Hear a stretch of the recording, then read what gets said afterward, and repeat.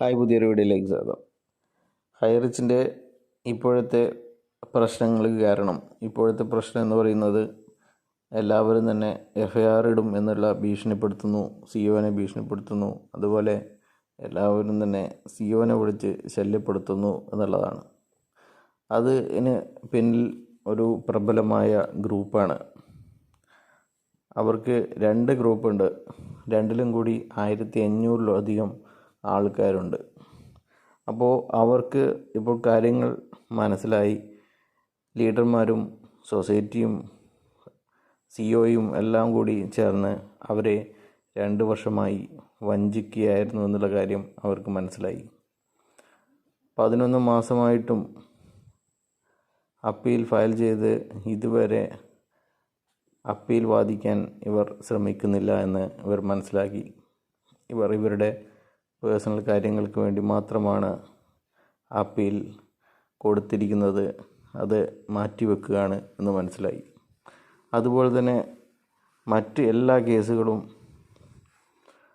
കേസിൻ്റെ ദിവസം നീട്ടിവെക്കാൻ വേണ്ടി മാത്രമാണ് വക്കീലന്മാർ ഹാജരാകുന്നത് എന്നുള്ള കാര്യവും 2 വർഷത്തിന് ശേഷം ഇവർക്ക് മനസ്സിലായിട്ടുണ്ട്.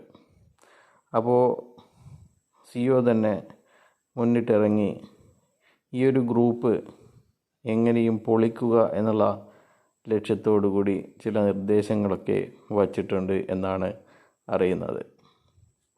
ഈ ഒരു ഗ്രൂപ്പിൻ്റെ പ്രത്യേകത എന്ന് പറയുന്നത് ആർക്ക് വേണമെങ്കിലും കമ്പനിയെ സപ്പോർട്ട് ചെയ്തും ചെറിയ രീതിയിൽ വിമർശിച്ചും ആ ഗ്രൂപ്പിൽ തുടരാൻ സാധിക്കും.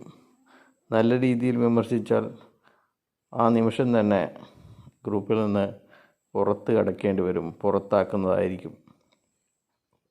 എന്നാൽ ചെറിയ രീതിയിലുള്ള വിമർശനവും ഞങ്ങളിപ്പോഴും ഹൈറിച്ചിനൊപ്പം തന്നെയാണ്, ഹൈറിച്ച് നല്ലൊരു കമ്പനിയാണ് എന്ന് അവസാനം പറഞ്ഞാൽ എന്ത് വിമർശനവും അവിടെ നിൽക്കുകയും ചെയ്യും.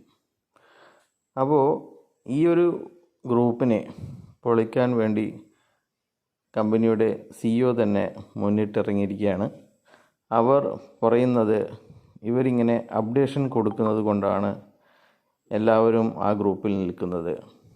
നമ്മുടെ millionaires, billionaires, national promoters, international promoters, അങ്ങനെ 100 കണക്കിന് 1000 വാട്സപ്പ് ഗ്രൂപ്പുകൾ ഓപ്പണാക്കി അവിടെ എല്ലാ ലീഡർമാരും അപ്ഡേഷൻ കൊടുക്കണം എന്ന് നമ്മുടെ പ്രഗത്ഭ വക്കീൽ കോടതിയിൽ ഹാജരായി. വക്കീൽ എഴുന്നേറ്റ് നിന്ന് കേസ് 2 മാസത്തേക്ക് നീട്ടിവെക്കാൻ പറഞ്ഞു. അങ്ങനെയുള്ള അപ്ഡേഷൻ കൊടുക്കണം എന്നാണ് കമ്പനിയുടെ സിഇഒ എല്ലാ ലീഡർമാരോടും അഭ്യർത്ഥിച്ചിരിക്കുന്നത്. അങ്ങനെയുള്ള അപ്ഡേഷൻസുകൾ ഇവരുടെ അഡ്മിൻ ഓൺലി ഗ്രൂപ്പുകളിലും വന്നു തുടങ്ങിയാൽ ഈ ഒരു പ്രബല ഗ്രൂപ്പിൻ്റെ പ്രസക്തി തന്നെ നഷ്ടപ്പെടും എന്നാണ് പറയാനുള്ളത്. എന്തു തന്നെയായാലും ആ ഗ്രൂപ്പിനേക്കാൾ ശക്തി മറ്റുള്ള ഗ്രൂപ്പുകൾക്കുണ്ട്. സൊസൈറ്റി ഗ്രൂപ്പുകൾ ഇതിൻ്റെ എത്രയോ മടങ്ങ് ആൾക്കാർ കുത്തിനിറച്ചിരിക്കുന്ന ഗ്രൂപ്പുകളാണ്. പക്ഷേ ഈ ഗ്രൂപ്പിൽ നിന്നാണ് കേസിൻ്റെ കാര്യങ്ങളും നാളെ എന്താണ്, എവിടെയൊക്കെയാണ് കേസുകളുള്ളത്, ഇന്ന് കോടതിയിൽ എന്താണ് സംഭവിച്ചത്, എന്തുകൊണ്ട് അങ്ങനെ സംഭവിച്ചു എന്നുള്ള കാര്യങ്ങളൊക്കെ ഈ ഗ്രൂപ്പിൽ നിന്നാണ് പുറപ്പെടുന്നത്. ഈ ഗ്രൂപ്പിലെ മെസ്സേജുകളാണ് മറ്റ് ഗ്രൂപ്പുകളിൽ, മറ്റ് അഡ്മിൻ ഓൺലി ഗ്രൂപ്പുകളിൽ ഒക്കെ തന്നെ ഷെയർ ചെയ്യപ്പെടുന്നത്. അതുകൊണ്ട് ആൾക്കാർ ഈ ഗ്രൂപ്പിനെ വിശ്വസിക്കുന്നുണ്ട് എന്ന് കമ്പനിയുടെ സിഇഒക്ക് നന്നായി അറിയാം. അതുകൊണ്ട് എല്ലാ ഗ്രൂപ്പുകളും അഡ്മിൻ ഓൺലി മാറ്റി അവർക്ക് അപ്ഡേഷൻ കൊടുക്കണം എന്നുള്ള നിർദ്ദേശമാണ് കമ്പനിയുടെ സിഇഒ ഇന്നലെ പുറപ്പെടുവിച്ചിരിക്കുന്നത്. അപ്പോൾ അത് കഴിഞ്ഞ് ഒരു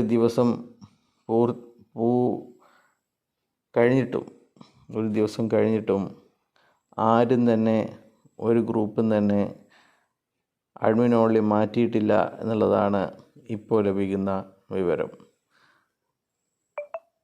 മറ്റൊരു കാര്യം കൂടി പറയട്ടെ. ഇതിൻ്റെ മുൻനിരയിലുണ്ടായിരുന്ന 3 കാറും 3 കോടിയും 5 കോടിയും 3 കോടിയുടെ ബംഗ്ലാവും ഒക്കെ ഉണ്ടാക്കിയവന്മാർ പുതിയ പുതിയ തട്ടിപ്പുകൾ അപ്ഡേഷനായി ഇവരുടെ സ്റ്റോറിയായി സ്റ്റാറ്റസായി ഇട്ടുകൊണ്ടേയിരിക്കുകയാണ്. ഇവരുടെ BOPയുടെ മെസ്സേജുകൾ ഇട്ടുകൊണ്ടിരിക്കുകയാണ്. മറ്റൊരു കാര്യം കൂടി പറയട്ടെ. ഇവരുടെ ഫേസ്ബുക്ക് പേജിൽ നിന്ന് തന്നെ ഹൈറിച്ചിനെ പടിയടച്ച് പിണ്ടം വച്ചിരിക്കുകയാണ്.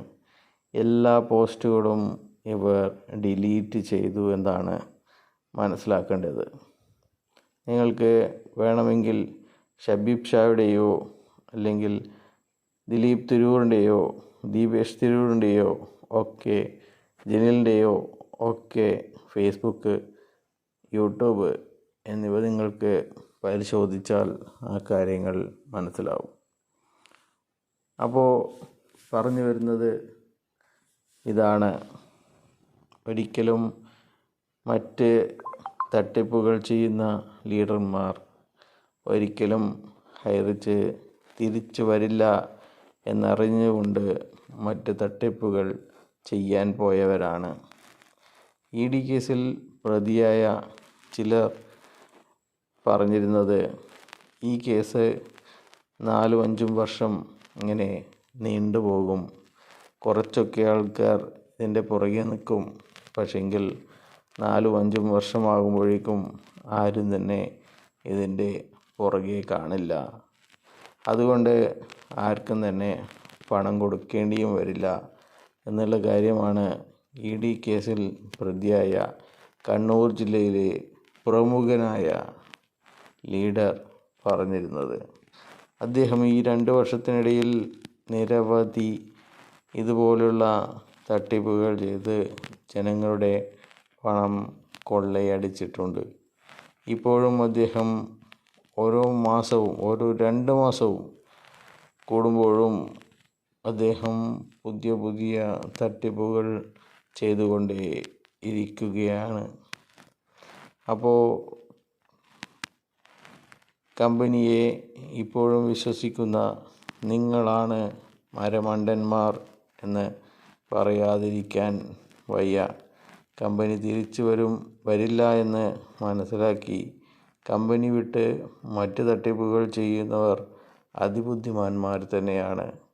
ഇപ്പോഴും ഒരു വെള്ളക്കടലാസിൽ പരാതി പോലും നൽകാതെ അവർക്കെതിരെ ജയ് വിളിക്കുകയും മാഡം, സാർ എന്ന് അഭിസംബോധന ചെയ്യുകയും ചെയ്യുന്ന നിങ്ങൾ പമ്പര വിഡ്ഢികൾ തന്നെയാണ്. അതുകൊണ്ട് തന്നെ ഇതൊക്കെ തന്നെയാണ് കമ്പനിയുടെയും CEOയുടെയും ബില്യണേഴ്സ് അങ്ങനെ കോടികളുണ്ടാക്കിയ ലീഡർമാരുടെയും ശക്തി. ഇവർ ഒരിക്കലും പ്രതികരിക്കില്ല. ഇവർക്ക് പണം കിട്ടിയില്ലെങ്കിലും പ്രശ്നമില്ല. ഇവർ കുറച്ചു കാലം കൂടി മാത്രമേ ഈ കമ്പനിയുടെ പുറകെ ഉണ്ടാവൂ. അത് കഴിഞ്ഞാൽ ഇവർ ഓരോ നാളായി കൊഴിഞ്ഞ് പോകുമെന്ന് ഇവർ കണക്ക് കൂട്ടുന്നു.